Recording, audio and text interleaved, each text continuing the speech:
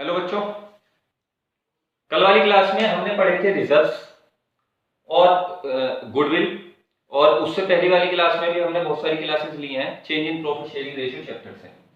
देखो बेटा, change in profit sharing ratio chapter में आज का हमारा नया टॉपिक है जिसका नाम है reassessment of assets and liabilities. Reassessment of assets and liabilities जो आज का हमारा टॉपिक है, reassessment of assets and liabilities. सारे बच्चे बिल्कुल ध्यान से पूरी क्लास को समझते रहेंगे और देखते रहेंगे। कोई भी बच्चा भी पेन कॉपी नहीं लेगा, सारे बच्चे सामने देखेंगे। बिल्कुल ठीक है, देखो सामने। वो ये एग्जांपल लेते हैं जो हमारा एग्जांपल होता था। एक बिजनेस 1 अप्रैल 2017 को स्टार्ट हुआ और इसके अंदर दो पार्टनर थे, एक ए और एक बी, और इनका प्रॉफिट शेयरिंग रेशियो 3:2 था। पूरा वही पुराना वाला एग्जांपल। ये बिजनेस चलता रहा और 1 अप्रैल 2018 को इन्होंने डिसाइड किया कि हम अपना प्रॉफिट शेयरिंग रेशियो चेंज कर देंगे। हम अपना प्रॉफिट शेयरिंग रेशियो क्या कर देंगे? चेंज कर देंगे। जब इन लोगों ने, ए और बी ने, ये डिसाइड किया कि हम अपना प्रॉफिट शेयरिंग रेशियो चेंज कर देंगे, तो क्या हुआ? समझना बेटा ध्यान से, मैं क्या समझाना चाह रहा हूं। 1 अप्रैल 2017 को 3:2 का रेशियो था, 1 अप्रैल 2018 को 1:1 का रेशियो है। हम एसेट्स और लायबिलिटीज की बात कर रहे हैं, रिजर्व्स की बात नहीं कर रहे, हम किसी भी चीज की बात नहीं कर रहे, हम एसेट्स और लायबिलिटीज की बात कर रहे हैं। तो 1 अप्रैल 2017 से जब एक बिजनेस मेरा रन होता रहा, चलता रहा और इससे आगे भी चलेगा, मगर यहां पर मेरे क्या हुआ? यहां पर यह हुआ कि मैं अपना प्रॉफिट शेयरिंग रेशियो क्या कर रहा हूं? चेंज कर रहा हूं। दो चीजें आप बच्चों से पूछूंगा और समझना ध्यान से, सारे बच्चे इधर देखेंगे कि मैं बात कर रहा हूं एसेट्स और लायबिलिटीज की, रीअसेसमेंट करूंगा। अगर मैं बात करूं कि मेरे पास कैश पड़ा हुआ था 1 अप्रैल 2017 को 10,000 रुपीज का, मेरे पास कैश पड़ा हुआ था 1 अप्रैल 2017 को 10,000 रुपीज का, तो क्या 1 अप्रैल 2018 को भी मेरे पास 10,000 रुपए का कैश होगा? क्या ये कैश की वैल्यू सेम टू सेम रहेगी? नहीं, या तो इसमें कैश और आ गया होगा फर्म के अंदर, या यहां से कैश और चला गया होगा फर्म के अंदर से, तो यहां पर कैश की वैल्यू कुछ और होगी, है ना? सेम भी हो सकती है, ठीक है। फॉर एग्जांपल अगर मैं दूसरा एग्जांपल लूं कि मुझे क्रेडिटर की वैल्यू पे करनी थी, क्रेडिटरों को पैसा पे करना था 5,000 रुपीज, तो क्या 1 अप्रैल 2018 को जिस दिन मैं अपना प्रॉफिट शेयरिंग रेशियो चेंज करूंगा, क्या मेरे क्रेडिटर एज इट इज ही रहेंगे? नहीं, क्या पता कोई और लायबिलिटी भी बढ़ गई हो। तो क्या होता है, सुनना ध्यान से, कि 1 अप्रैल 2017 से जब पार्टनर अपना प्रॉफिट शेयरिंग रेशियो चेंज करवाते हैं, तो यहां पर आकर एक लड़ाई क्रिएट होती है। यहां पर क्या होती है? एक लड़ाई होती है, और इस लड़ाई में सीधी सीधी जंग होती है। और यहां पर पार्टनर आकर कहते हैं कि भाई यहां पर मेरा प्रॉफिट शेयरिंग रेशियो 3:2 था, यहां पर मेरा प्रॉफिट शेयरिंग रेशियो 3:2 था। मतलब अगर 10,000 रुपए की एसेट्स थी, 10,000 रुपीज की एसेट्स थी, और वो एसेट्स चेंज हो रही है, मतलब वो एसेट्स डिस्ट्रीब्यूट होती थी, तो मुझको 6,000 रुपए मिलते थे ए को, और बी को 4,000 रुपए मिलते थे। मगर अब आगे जब आप इस एसेट्स को डिस्ट्रीब्यूट करोगे तो मुझको 5,000 रुपए मिलेंगे, मतलब ए को और बी को भी 5,000 रुपए मिलेंगे, मतलब एसेट्स बटेगी। अगर 10,000 की एसेट्स है तो 6,000 की इसको मिलेगी, 4,000 की इसको मिलेगी, मगर अब 5,000 और 5,000 की मिलेगी। समझना क्या कहना चाह रहा हूं। दूसरी बात यह जरूर समझना कि बेटा आप जितने भी चैप्टर्स पढ़ेंगे, अब आगे आने वाले एडमिशन, रिटायरमेंट, डेथ, डिसोल्यूशन, कुछ भी पढ़ेंगे ना, उन सब में आपको इस कॉन्सेप्ट की बहुत ज्यादा इंपॉर्टेंस होने वाली है। यह कॉन्सेप्ट आपको इतना इंपॉर्टेंट कॉन्सेप्ट है जिसको मैं बता नहीं सकता, बहुत इंपॉर्टेंट कॉन्सेप्ट है, ठीक है। तो इसलिए इस कॉन्सेप्ट को बिल्कुल ध्यान से, बिल्कुल लगन से और तमीज से पढ़ेगा एक एक बच्चा, कोई भी बच्चा बिल्कुल भी बदतमीजी नहीं करेगा, तमीज से कॉन्सेप्ट पड़ेगा। तो ये दो पार्टनर जो थे, दोनों पार्टनरों ने कहा यहां आकर कि भाई अब तो प्रॉफिट शेयरिंग रेशो चेंज हो जाएगा। तो प्रॉफिट शेयरिंग रेशो चेंज हो जाएगा, तो एक बात बताओ कि जो एसेट्स हमने मेंटेन करके, मतलब बाई चांस हमने एसेट्स बढ़ाई हैं और यहां तक लाए हैं इंक्रीज। एक चीज सोचो, मेरी पार्टनरशिप फर्म में फर्नीचर था, टेबलों का काम था। जिस समय टेबल बिजनेस स्टार्ट किया था उस समय मेरी पार्टनरशिप फर्म में 10 टेबल थी और एक साल बाद मेरी पार्टनरशिप फर्म के स्टॉक में 200 टेबल है।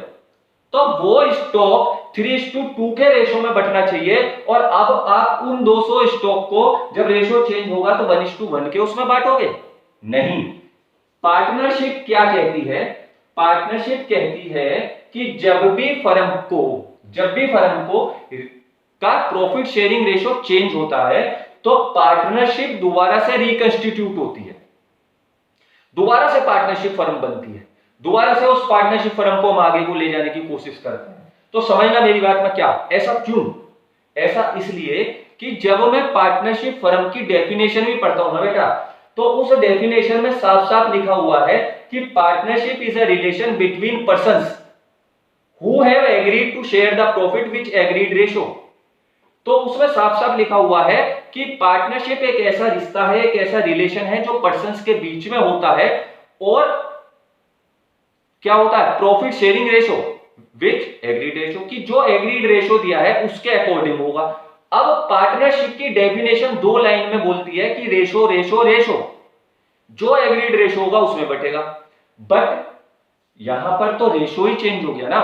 तो जब रेशियो भी चेंज हो जाता है, पार्टनरशिप मतलब रेशियो चेंज होता है प्रॉफिट शेयरिंग रेशियो, तो उस समय हम मान लेते हैं कि पार्टनरशिप दोबारा से रिकंस्टिट्यूट हो रही है, मतलब दोबारा से सब चीजें खत्म का मतलब ये नहीं है स्टॉक में आग लगा देंगे।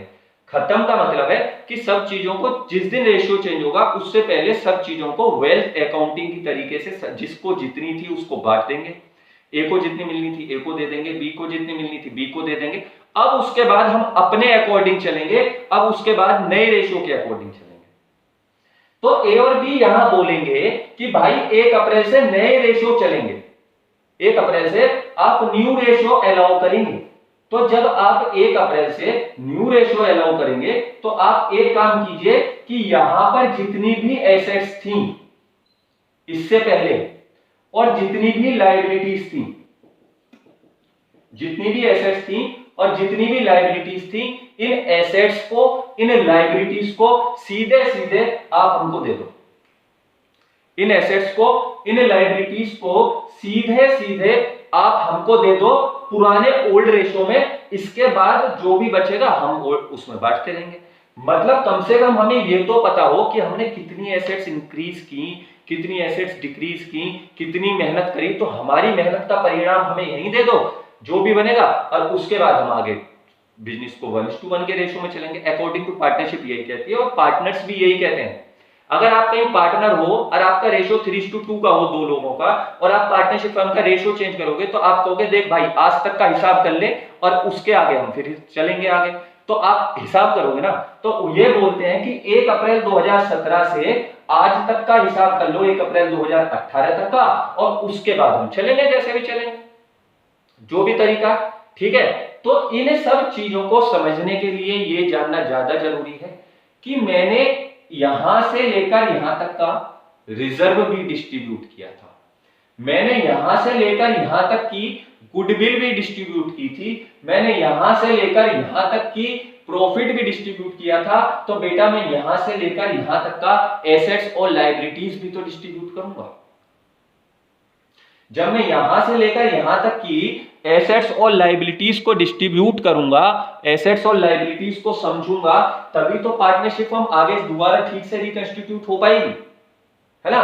तो पार्टनरशिप फर्म को रिकंस्टिट्यूट करने के लिए हम सब चीजों को पहले डिस्ट्रीब्यूट करते हैं, हिसाब कर लेते हैं, क्योंकि हम अकाउंटेंट हैं तो हिसाब करना जरूरी है, और उसके बाद हम आगे लेकर चलते हैं। तो समझेंगे बेटा इस अकाउंट को बिल्कुल ठीक से, बिल्कुल ध्यान से इस अकाउंट को समझते हुए चलेंगे और आगे देखते हैं क्या होता है, बिल्कुल तमीज से। सारे बच्चे सामने देखेंगे, 15 मिनट तक कोई भी बच्चा कॉपी में नहीं देखेगा, जब मैं बोलूंगा जब आप कॉपी में कॉपी करेंगे, वरना आप कॉपी नहीं करेंगे। समझ देखो, जब एसेट्स एंड लायबिलिटीज को हम बांटते हैं तो यह करना सबसे ज्यादा जरूरी है कि मैं एसेट्स और लायबिलिटीज को पहले रीवैल्यूड कर लूं, पहले एसेट्स और लायबिलिटीज की रीवैल्यूएशन कर लूं, उनका वैल्यूएशन दोबारा करना पड़ेगा। क्यों? 1 अप्रैल 2017 को जो एसेट्स और लायबिलिटीज थी वो 1 अप्रैल 2018 को तो होंगी नहीं ना, कुछ ना कुछ तो चेंज हुआ ही होगा। ऐसा तो हो ही नहीं सकता कि कोई चेंज हुआ ही नहीं है। अगर कोई चेंज नहीं हुआ तो इसका मतलब यह है कि पार्टनरशिप में कुछ हुआ ही नहीं है, तो कोई ना कोई तो चेंज हुआ होगा ना। तो उन सब चीजों को चेंज जब होता है तो हमें एक अकाउंट मेंटेन करना पड़ता है और उस अकाउंट का नाम है रीवैल्यूएशन अकाउंट। उस अकाउंट का नाम है रीवैल्यूएशन अकाउंट। ध्यान से समझेंगे इस अकाउंट को। री का मतलब होता है दोबारा, री का मतलब क्या होता है? दोबारा या फिर से, है ना। अब यहां पर फिर से का मतलब फिर से रंगबाज नहीं है, कभी मूवी में पहुंच के हो, ध्यान देंगे जरा। री का मतलब होता है दोबारा या फिर से, और वैल्यूएशन का मतलब होता है वैल्यू कैलकुलेट करना। वैल्यूएशन का मतलब यही तो होता है, किसी भी वैल्यू को कैलकुलेट करना, है ना। तो जब हम किसी चीज की फिर से वैल्यू को क्या करते हैं? कैलकुलेट करते हैं, फिर से वैल्यू कैलकुलेट करते हैं। तो जब हम किसी अकाउंट की वैल्यू को फिर से कैलकुलेट करते हैं तो उस अकाउंट को हम बोलते हैं रीवैल्यूएशन अकाउंट। उस अकाउंट को हम क्या बोलते हैं? Revaluation account. आगे सबके समझ में? अब आगे देखेंगे कि सर रीवैल्यूएशन अकाउंट कैसे बनता है, वो सब चीजें हम ठीक से तमीज से पढ़ेंगे। बिल्कुल ध्यान से सारे बच्चे।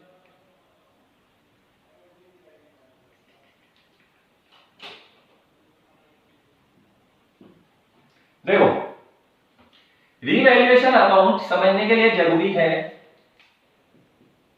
और बिल्कुल ध्यान से पढ़ेंगे, बहुत इंपॉर्टेंट टॉपिक है, आगे बहुत काम आने वाला है। कम से कम 5 से 10 नंबर का टॉपिक होता है और इसकी वजह से एक हमारा फुल फ्लैज क्वेश्चन जो 8-8 नंबर के आते हैं ना बोर्ड में, वो इस एक अकाउंट की वजह से ठीक हो जाते हैं और इसी एक अकाउंट की वजह से खराब हो जाते हैं। तो बिल्कुल ठीक से इस अकाउंट को समझेंगे। देखो, रीवैल्यूएशन अकाउंट बनाने से पहले ये जानना जरूरी है कि इस अकाउंट को मेंटेन कौन कर रहा है। एक बात बताओ, फर्म का एसेट्स और लायबिलिटीज की वैल्यूएशन को रीवैल्यू कर कौन रहा है? फर्म ही तो कर रही है ना, क्योंकि फर्म की एसेट्स और लायबिलिटीज है, पार्टनर्स की तो है नहीं ना। जब फर्म की एसेट्स और लायबिलिटीज है तो उनका रीवैल्यूएशन भी कौन करेगा? फर्म ही करेगी। समझ में आया? अब बनाते हैं रीवैल्यूएशन अकाउंट। अब बिल्कुल ध्यान से सारे बच्चे समझते रहेंगे और ध्यान से देखते रहेंगे। अभी कोई भी बच्चा इसको कॉपी नहीं करेगा, बिल्कुल ध्यान से देखेंगे, बिल्कुल ध्यान से देखते रहेंगे, समझते रहेंगे। इसे हम कहते हैं पार्टिकुलर अमाउंट, पार्टिकुलर अमाउंट, इसे हम कहते हैं पार्टिकुलर अमाउंट, इसे कहते हैं पार्टिकुलर अमाउंट। अब आगे देखने की बात है कि अकाउंट को मेंटेन कौन कर रहा है? अकाउंट को मेंटेन कर रही है फर्म। अकाउंट को कौन मेंटेन कर रहा है? फर्म मेंटेन कर रही है। मैं अक्सर कहा करता हूं कि ये हमारी डेबिट साइड होती है और ये हमारी क्रेडिट साइड होती है, और डेबिट साइड को अक्सर मैं एक्सपेंसिव साइड बोलता हूं और क्रेडिट साइड को हमेशा मैं इनकम साइड बोलता हूं। आप सब बच्चे ध्यान से देखना, जब भी किसी अकाउंट को मेंटेन करो, जब भी किसी अकाउंट को मेंटेन करो तो उसके डेबिट और क्रेडिट को, डेबिट साइड को एक्सपेंसिव साइड मानो और क्रेडिट साइड को इनकम साइड मानो। बट सोच के चलो किसके पॉइंट ऑफ व्यू से। तो मैंने यहां पर सोच लिया फर्म के पॉइंट ऑफ व्यू से, तो फर्म के होने वाले नुकसान फर्म के नुकसान और इनकम के होने वाले, वो फर्म के होने वाले इनकम फर्म की इनकम। अब बात करते हैं कि सर इसमें क्या क्या था। देखो बेटा, जो एसेट्स 1 अप्रैल 2017 से चली वो कहीं ना कहीं इंक्रीज और कहीं ना कहीं डिक्रीज हुई होगी। जो लायबिलिटीज 1 अप्रैल 2017 से चली वो कहीं ना कहीं पर इंक्रीज और कहीं ना कहीं पर डिक्रीज हुई होगी। कभी कभी जब हम रीवैल्यूएशन करते हैं चीजों का, कभी कभी जब हम चीजों को ढूंढना शुरू करते हैं तो कुछ ऐसी चीजें हमारे सामने आ जाती हैं जिनके बारे में हमें पता ही नहीं होता कि ये आगे चलेगा, मतलब अच्छा ये भी था, ऐसा भी हो जाता है। तो समझेंगे, देखो बेटा, अगर फर्म की एसेट्स इंक्रीज होती है, अगर फर्म की एसेट्स इंक्रीज होती है, एसेट्स क्या है फर्म की? अपनी संपत्ति, अपनी प्रॉपर्टी, फायदा। तो अगर फर्म की एसेट्स इंक्रीज होती है, मतलब बढ़ रही है, इंक्रीज हो रही है, तो फर्म को इनकम हो रही है या एक्सपेंसेस हो रहे हैं? तो मेरा मानना तो यह है कि फर्म को इनकम हो रही है। कि अगर फर्म के पास 2 कुर्सियां थी 200 रुपए की, आज फर्म के पास 4 कुर्सियां 200 वाली, तो आज फर्म के पास 800 रुपए की कुर्सियां। तो इंक्रीज इन एसेट्स किधर आता है? क्रेडिट साइड आएगा, क्योंकि ये फर्म के लिए क्या है? इनकम है। Increase in assets. अच्छा, और अगर फर्म की एसेट्स डिक्रीज होंगी तो फर्म के लिए फायदा है या नुकसान है? तो फर्म के लिए तो सर फायदा है, क्योंकि वो नुकसान है, क्योंकि एसेट्स तो कम हो रही है तो फर्म को नुकसान हो रहा है। तो डिक्रीज इन एसेट्स कहां आती है? इधर की साइड आती है। ध्यान से समझेंगे, टू और बाई। ठीक, अगर फर्म की लायबिलिटी इंक्रीज होगी, अगर फर्म की लायबिलिटी इंक्रीज होगी तो फर्म को नुकसान होगा या फायदा होगा? कोई भी बच्चा आगे नहीं सोचेगा कि क्वेश्चन होगा कैसे या कैसे नहीं, बिल्कुल ठीक से तमीज से बस समझते रहेंगे। क्वेश्चन होंगे, बहुत प्यार से होंगे, सबसे इजी कॉन्सेप्ट है, समझना। अगर फर्म की लायबिलिटी इंक्रीज हो रही है तो फर्म को नुकसान हो रहा है या फायदा हो रहा है? सर नुकसान हो रहा है, क्योंकि लायबिलिटी तो नुकसान होती है, तो फर्म को नुकसान हो रहा है। तो जब फर्म को नुकसान होगा तो क्या आ जाएगा? इधर की साइड तो लिखा टू इंक्रीज इन लायबिलिटी, और इधर लिखूंगा बाई, फर्म की लायबिलिटी डिक्रीज होंगी तो नुकसान होगा ना, वो इनकम होगी। भाई लायबिलिटी पैसे देने थे, अब कम देने पड़ रहे हैं, तो भाई क्या हो गया? फायदा। तो टू डिक्रीज इन लायबिलिटी।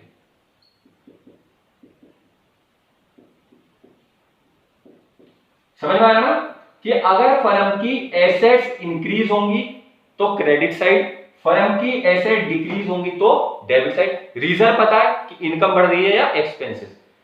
अगर फर्म की लायबिलिटी डिक्रीज होंगी तो क्रेडिट साइड, फर्म की लायबिलिटी इंक्रीज होंगी तो डेबिट साइड। इसके बाद एक चीज आती है टू अनरिकॉर्डेड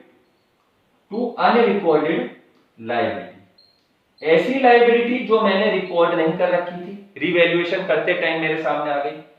और बाई में, बाई अनरिकॉर्डेड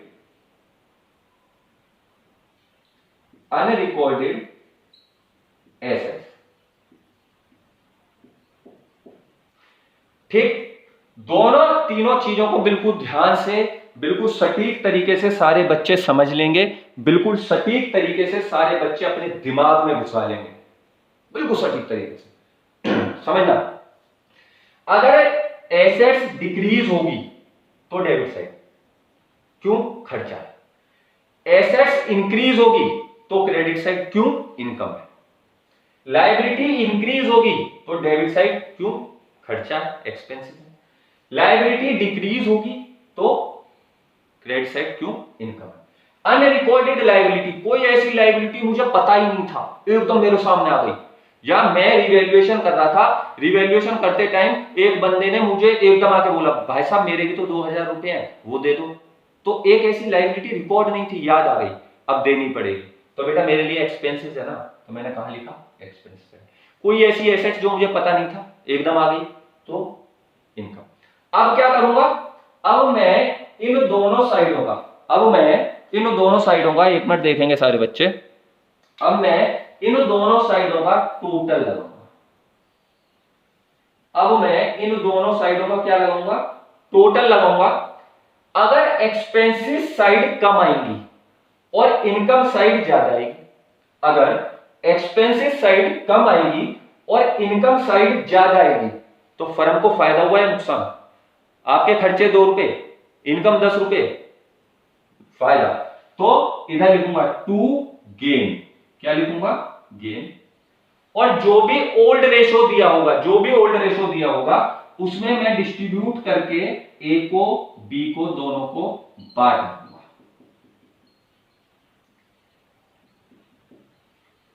और वो वैल्यू मैं यहां लिख दूंगा। समझना ध्यान से। फॉर एग्जाम्पल मानता हूं कि फर्म को इन दोनों का डिफरेंस 7,000 रुपए मिला, जिसे हम बैलेंस सीडी बोला करते थे। वो 7,000 रुपीज मिला। 7,000 रुपीज रेशो था हमारा 4:3 ओल्ड रेशो, तो मैंने ओल्ड रेशो में बांट दिया। 4,000 इसके, 3,000 इसके, और यहां आ गया 7,000। तो ध्यान रखेंगे कि फर्म को अगर कोई भी यहां जो रेशो है वो हमेशा किस में बटेगा? ओल्ड रेशो में बटेगा।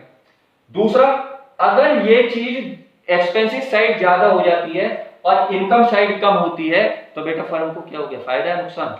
नुकसान। तो लॉस बाई लॉस, और वो लॉस किस में डिस्ट्रीब्यूट हो जाएगा? ए में, और बी में चला जाएगा कैपिटल। जितना भी होगा हम यहां कॉपी पेस्ट कर देंगे।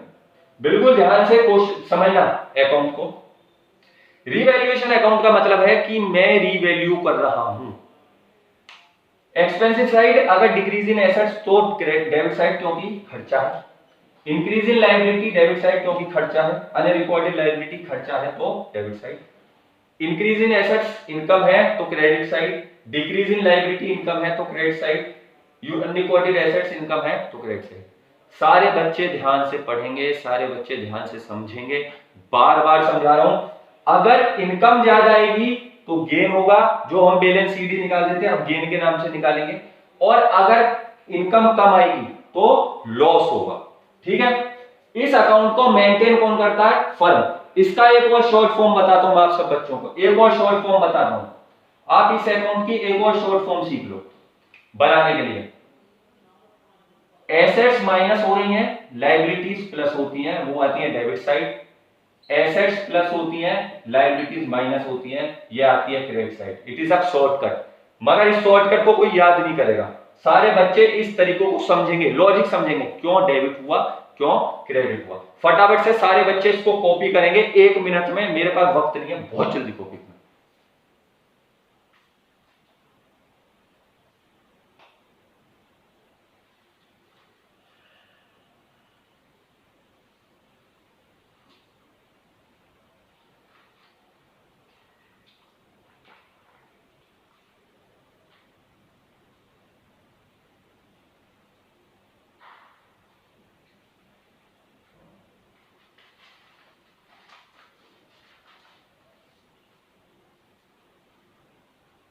हो गया copy?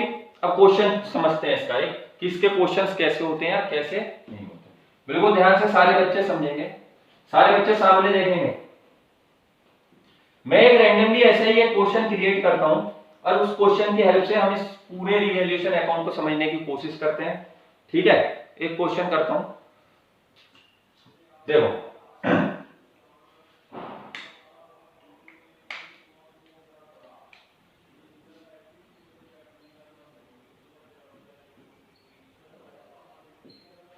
Balance sheet as on 31 March 2017। Balance sheet हम सब बच्चों को अच्छी तरीके से पता है कि ये साइड हमारी लायबिलिटी साइड होती है और ये साइड हमारी एसेट साइड होती है। एक क्वेश्चन क्रिएट कर रहा हूं अपनी तरफ से, ठीक है, और इसमें समझाऊंगा रिवैल्यूएशन अकाउंट कैसे मेंटेन करते हैं। अमाउंट और अमाउंट मैंने लिख दिया। कैश 20,000, डेटर हमारी एसेट्स होते हैं 15,000, लैंड 30,000, बिल्डिंग 25,000। ठीक है। और इधर लिख दी कैपिटल 6,000 और क्रेडिटर 40,000 और मैच वैच नहीं कर रहे, बस ऐसे ही रैंडमली क्वेश्चन क्रिएट कर लिया, ठीक है। और इसकी कुछ एडजस्टमेंट दी है, इसकी कुछ एडजस्टमेंट दी है, और वो एडजस्टमेंट है हमारी, वो एडजस्टमेंट है हमारी कि लैंड एप्रिशिएटेड मतलब बढ़ी, एप्रिशिएट 5,000 रुपीज। सेकेंड एडजस्टमेंट है मेरी, सेकेंड एडजस्टमेंट है मेरी बिल्डिंग डेप्रिशिएट या रिड्यूस 10,000 रुपीज। थर्ड है मेरी अनरिकॉर्डेड एसेट्स 10,000 रुपीज। और फोर्थ है मेरी क्रेडिटर रिड्यूस 5,000 रुपीज। ये क्वेश्चन है बेटा मेरा, ये एक क्वेश्चन है मेरा, जिस क्वेश्चन को मैं करूंगा कि ये बैलेंस शीट थी मेरी 1 अप्रैल 2017 को, और ये कुछ एडजस्टमेंट हैं जो इंक्रीज और डिक्रीज का हमें पता लगा रिवैल्यूएशन होने पे। तो अब मैं इसका रिवैल्यूएशन अकाउंट बनाऊंगा। क्या बनाऊंगा? रिवैल्यूएशन अकाउंट बनाऊंगा। बिल्कुल ध्यान से समझना सारे बच्चे, रिवैल्यूएशन अकाउंट। मैं इसका क्या बनाऊंगा? रिवैल्यूएशन अकाउंट बनाऊंगा। और ध्यान से समझना,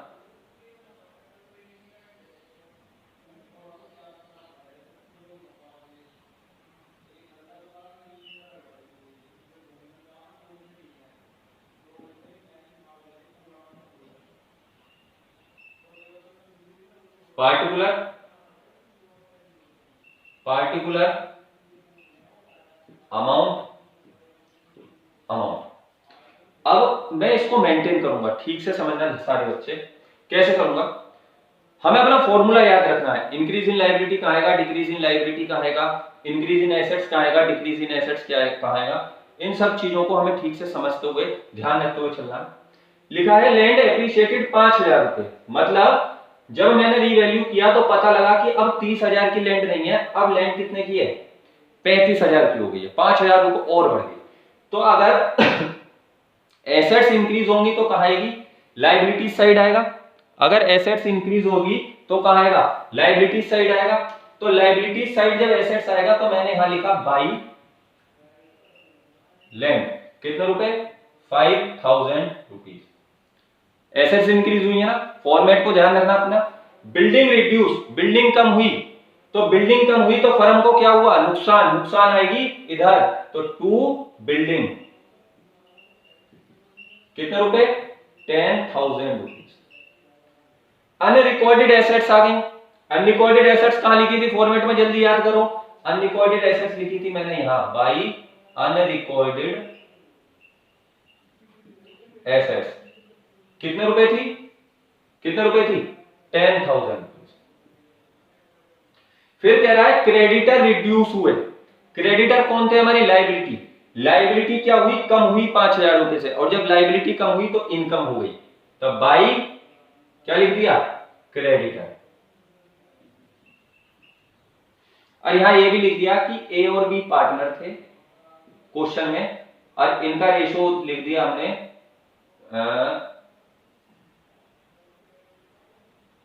कोई भी रेशो अभी लिख लेंगे, ठीक है।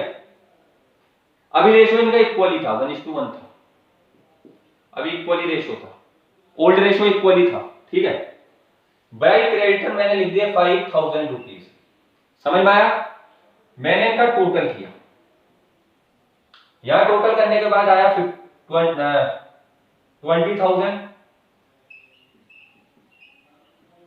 और यहां टोटल करने के बाद आया 20,000। समझ में आ रहा सब बच्चों को अभी? बिल्कुल। यहां करने के बाद आया 20,000 और यहां करने के बाद आया 20,000। एक बात बताओ, इनकम साइड ज्यादा है या एक्सपेंसिस साइड ज्यादा है? इनकम साइड ज्यादा है, तो इनकम साइड ज्यादा है तो इधर तो कुछ आएगा नहीं, एक्सपेंसिस साइड आएगा बैलेंस शीट, और उसकी जगह मैं यहां क्या लिखूंगा? गेन। और कितने रुपए आए? यहां कितना आया? 20,000, यहां है 10,000, तो मैं gain 2 S capital to B's capital, है ना। कितना लिखा, जल्दी देंगे सारे बच्चे, 5000 या टोटल लिखो यहां पर 10,000 और यहां लिख दो 5,000 और 5,000, ठीक।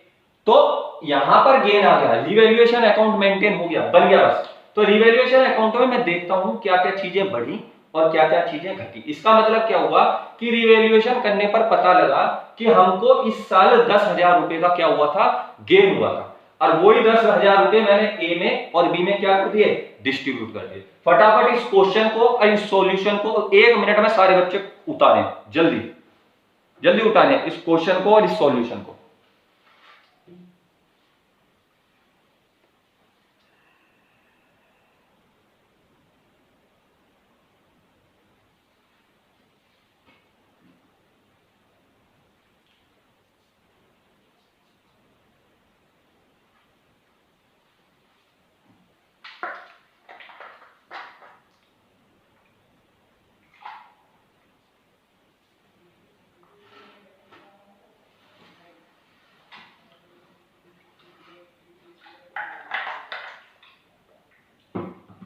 चलो अब एक क्वेश्चन, ये क्वेश्चन आ गया समझ में। अब इसमें कुछ चीजें और समझते हैं जो क्वेश्चंस में मिल जाती हैं अक्सर देखने को, तो उन्हीं चीजों को समझते हैं ध्यान से। कभी कभी एडजस्टमेंट्स की लैंग्वेज चेंज होती है, कभी कभी एडजस्टमेंट की लैंग्वेजेस चेंज होती हैं। तो एडजस्टमेंट की जब लैंग्वेजेस चेंज होती हैं, जब हमारी समझ में एडजस्टमेंट थोड़ी सी बिगड़ जाती है, कभी कभी वैल्यू कुछ चेंज होती है। देखो बेटा, इसको बिल्कुल अभी माइंड से हटा दें, हम एडजस्टमेंट की वैल्यू की बात करते हैं। कभी कभी लिखा आता है, यहां पर लैंग्वेज चेंज हो जाती है, land on date 1 April 2018 is, कभी कभी वैल्यू चेंज हो जाती है, land on date 2018 is 35,000, language change हुई। कभी कभी यहां पर लिखा आ जाएगा आपको, बिल्डिंग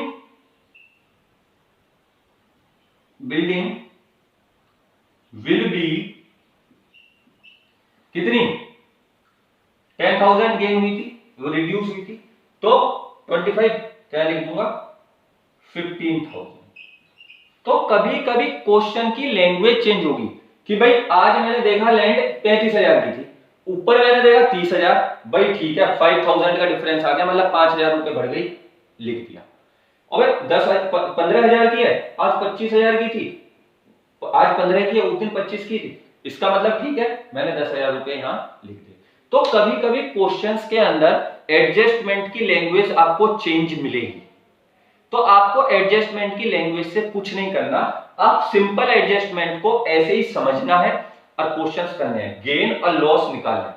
दोबारा बता रहा हूं सारे बच्चे, रिवैल्यूएशन अकाउंट एक ऐसा अकाउंट है जो आपको इस बुक में सबसे ज्यादा काम आने वाला है। मतलब एक तरीके से समझ लो कि change in profit sharing ratio जो आप चैप्टर पढ़ रहे हैं, अपने आप में इतना इंपॉर्टेंट चैप्टर है कि आप जब आगे चैप्टर पढ़ेंगे तो आपको समझ में आ जाएगा कि कितना इंपॉर्टेंट चैप्टर है। बेटा मजाक की तरह चलेंगे आगे वाले चैप्टर, अगर ये चैप्टर ठीक से पढ़ लिया। आया समझ में? ठीक, कॉपी कर लिया सब बच्चों ने? ठीक है, ओके। अब मैं कुछ इसकी जनरल एंट्री आपको सिखाता हूं। कभी कभी क्वेश्चन बोल देता है कि जनरल एंट्री बनाओ, तो मैं जनरल एंट्री आप बच्चों को थोड़ी सी जनरल एंट्री बता देता हूं कि जनरल एंट्री भी कैसे कैसे मेंटेन की जाती है।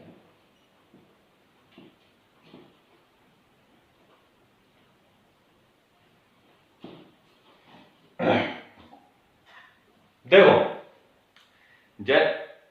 इधर देखो सारे बच्चे, भगवान की कसम अगर तुम सारे बच्चे मेरे सामने बैठोगे ना कोचिंग पे और तुम्हारी गर्दन हिल जाती है तो मैं फोड़ देता। यहां देखो सारे बच्चे जल्दी, मैं क्या बना रहा हूं, जनरल एंट्री। तो कभी कभी क्वेश्चन के अंदर लिखा आ जाता है जनरल एंट्री बनाओ रिवैल्यूएशन की, तो मैं जनरल एंट्री बना रहा हूं ऑफ रिवैल्यूएशन अकाउंट। आप सब बच्चों को ध्यान है कि आपने 11th क्लास में लेजर अकाउंट बनाए थे, लेजर बनाए थे, सर उसे कौन भूल सकता है, इतने बड़े बड़े कॉन्सेप्ट, 3 पेज का एक क्वेश्चन। तो समझना ध्यान से, अगर मैं इसकी बनाऊं रिवैल्यूएशन अकाउंट की, और यहां बिल्डिंग मेरे कहां लिखा हुआ है, डेबिट में, तो मैं क्या जनरल एंट्री बनाऊंगा, revaluation account debit to building, यही तो एंट्री बनाऊंगा। लेजर में कैसे भेजता था मैं कि भाई रिवैल्यूएशन अकाउंट बना रहे हैं, तो रिवैल्यूएशन अकाउंट बना रहे हैं तो उसके साथ का उठाते थे, और रिवैल्यूएशन अकाउंट डेबिट था तो डेबिट में लिख देते थे ले जाकर। तो यही तो किया मैंने, रिवैल्यूएशन अकाउंट बना रहा हूं, इसके साथ का उठाया बिल्डिंग और डेबिट में लिख दिया ले जाकर टू बिल्डिंग। ठीक, अगली एंट्री रिवैल्यूएशन, अगली एंट्री क्रेडिट साइड जाते हैं, तो रिवैल्यूएशन कहां पर है, वहां पर क्रेडिट में है, क्रेडिट में, तो मैं क्या करूंगा, land account debit, unrecorded assets account debit, creditor account debit, और इनकी वैल्यू यहां लिख दूंगा, इसकी 10,000, इसकी 5,000,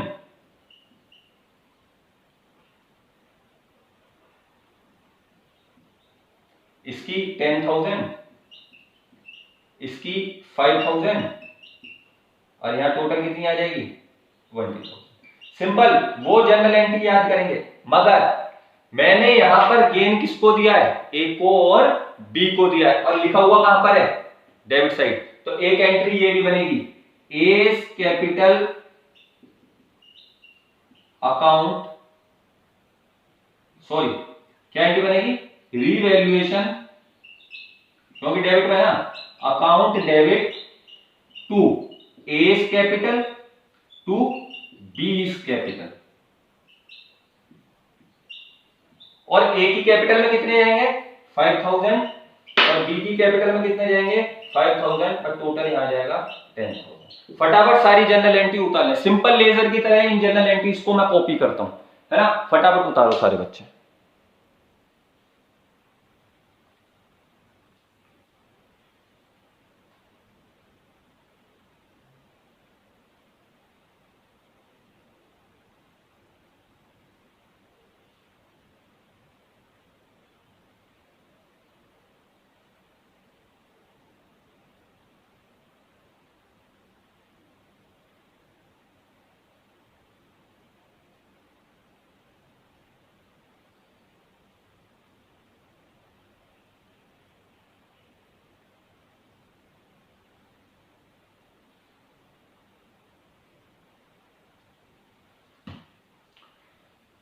आ गया समझ में सब बच्चों के, सब बच्चों के रिवैल्यूएशन अकाउंट ठीक से समझ में आ गया, जनरल एंट्री सब बच्चों के समझ में आ गई। आपको किसी भी बच्चे को जनरल एंट्रीज में, रिवैल्यूएशन अकाउंट में कहीं भी कोई दिक्कत आए तो वीडियो को दोबारा पीछे ले जा सकते हैं, ऑप्शन है, मगर ये कॉन्सेप्ट बिल्कुल तमीज से समझना है। आ गया ना समझ में, आगे चले, ठीक, देखो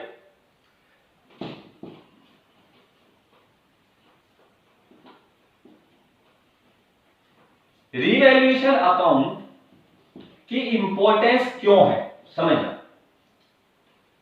जब फर्म यहां से चलकर यहां पहुंचती है ना बेटा, जब फर्म यहां से चलकर यहां पहुंचती है और यहां पर इनका रेशो 3:2 होता है और यहां पर इनका रेशो 1:1 हो जाता है, मतलब आगे प्रॉफिट शेयरिंग रेशो चेंज होता है। तो ये जो पार्टनर होते हैं ना ए और बी, ये बहुत मेहनत से अपनी फर्म को यहां तक लाते हैं, बहुत मेहनत करते हैं। इनकी वजह से फर्म की एसेट्स, इनकी वजह से फर्म की लायबिलिटीज ऊपर नीचे जाती हैं, है ना। तो जब ये बंदे यहां तक मेहनत करते हैं और इनका रेशियो चेंज करोगे तो यहां पर ये पार्टनर बोल देते हैं क्या कि सर हमारी एसेट्स लायबिलिटीज को रीवैल्यू करो, रीअसेसमेंट करो। तो इसलिए हमारे लिए जरूरी है रीवैल्यूएशन अकाउंट बनाना। देखो चीजें समझना, मैं क्यों कह रहा हूं कि नेक्स्ट चैप्टर में ज्यादा इंपॉर्टेंट है। जब पार्टनरशिप में एक नया partner, admission of A partner नया चैप्टर है, अगला नेक्स्ट चैप्टर, एडमिट करेगा, एक नया पार्टनर पार्टनरशिप फर्म में आएगा। तो जब नया पार्टनर पार्टनरशिप फर्म में आएगा तो क्या कंडीशन बनेगी, तो भी तो रेशो चेंज होगा, है ना। जब एक पुराना मतलब नया पार्टनर पार्टनरशिप फर्म आएगा तो भी रेशो चेंज होगा। जब एक पार्टनर रिटायर होगा तो भी रेशो चेंज होगा, जब डेथ होगी तो भी रेशो चेंज होगा, और जब जब रेशो चेंज होगा तब तब रिवैल्यूएशन अकाउंट बनाना पड़ेगा। तो सारे बच्चे बिल्कुल ध्यान से इस अकाउंट को मेंटेन करेंगे, इस अकाउंट को समझेंगे बिल्कुल ठीक से। और दो बातें मुझे आपसे करनी थी सब बच्चों से, कोई क्लास ना काटे। देखो बेटा, हमारा 3 चैप्टर कंप्लीट हो चुके हैं, मतलब तीसरा चैप्टर चल रहा है। फर्स्ट चैप्टर हो गया है, सेकंड हो गया है, थर्ड हो गया है। आपके जितने भी दोस्त हैं, आपके जितने भी फ्रेंड हैं, प्लीज उन फ्रेंडों से भी बोलो कि वो क्लास को ज्वाइन कर लें। ज्यादा से ज्यादा बच्चे होंगे तो मुझे ज्यादा से ज्यादा इंटरेस्ट क्रिएट होगा क्लास पढ़ाने में। 2, 4, 5, 6 जिसके जो भी दोस्त हों उनको क्लास अटेंड करवाओ। आपकी क्लासेस अब सेम टू सेम ऐसे होंगी जैसे कोचिंग में हुआ करती थी।